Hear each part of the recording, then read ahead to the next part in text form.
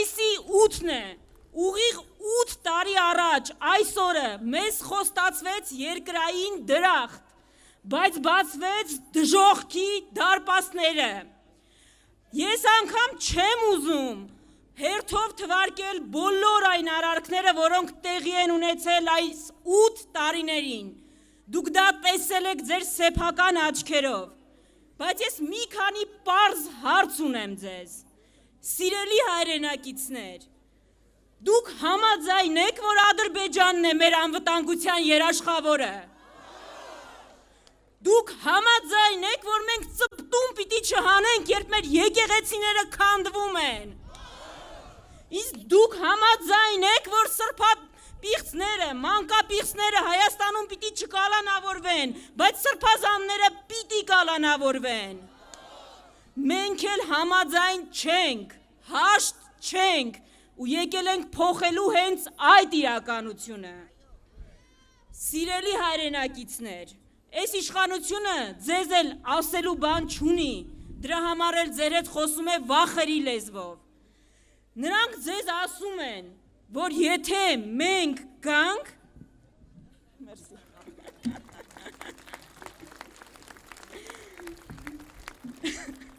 նրանք ձեզ ասում են, որ եթե մենք գանք, վերադառնալու է անցյալը, բայց սիրելի հայրենակիցներ, մենք այստեղ չենք եկել անցյալը վերադարձնելու, մենք ձեզնից քվետ չենք խնդրում, որպեսզի ետ գնանք, այստեղ ապագան կառուցողներն են, այստեղ մարդիկ են, ովքեր եկել են ձեզ վերադարձնելու ձեզնից գողացվածը, ձեր արժանապատվությունը, ձեր հպարտությունը, ձեր թասիբը, ձեր հայրենիքը։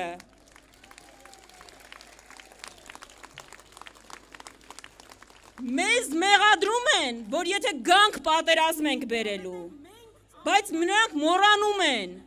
որ մենք խաղաղություն բերողներն ենք, մենք ինքնիշխանության պաշտպաններն ենք, որովհետև մենք ամենալավը գիտենք դրա գինը։ Խնդրում եմ ձեզ, նայեք այս հարթակին, նայեք այստեղ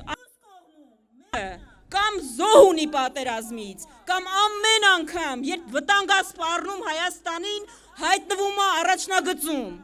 Մյուս կողմում մեկն է, ով իշխանություն պահում է, ով ձեզ վախեցնում է պատերազմով։ Հիմա հարցրեք, ում է պետք խաղաղությունը,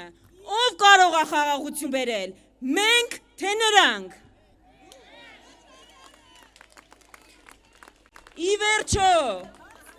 Ի վերջո,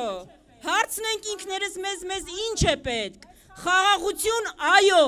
բայց խաղաղությունը կարող է լինել նաև գերեզմանում, մեզ գերեզմանային խաղաղություն չի, որ մեզ պետք է անվտանգություն, ով կարող է ապահովել մեզ համար անվտանգություն, Հայաստան դաշինքը։ Վերջապես, ասում են ընդդիմությունը չունի լուծում, սիրելի հայրենակիցներ, այդ լուծումները այսօր դուք տեսնում եք այս հարթակում, նայեք այս հարթակին, լուծումը կամակատարի փոխարեն բանակցող ունենալն է, լուծումը մայրաթոռի վրա հարձակվելու փոխարեն այն պաշտպանելն է,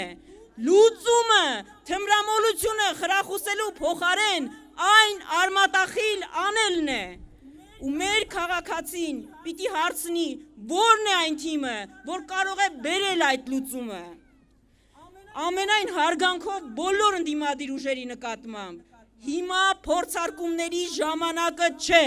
մի այդպիսի փորձարկում փորձանք դարձավ մեր գլխին, հիմա փորձառության ժամանակն է, որ պիտի մեր երկրին բերի անվտանգություն,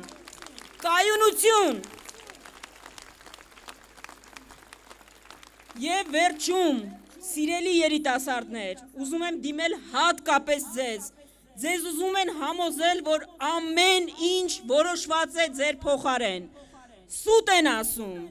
Հայաստանի ապագան չի որոշվում Բաքվում, չի որոշվում Անկարայում, չի որոշվում Մոսկվայում, Վաշինգտոնում, որևէ մայրաքաղաքում, Հայաստանի ապագան որոշվում է Էջմիածնում, Հայաստանի ապագան որոշվում որոշվում է Երևանում, Հայաստանի ապագան որոշվում է Կապանում, Հայաստանի ապագան որոշվում է Հայաստանում։ Ու եթե դուք հունիսի 7-ին ընտրեք Հայաստանը,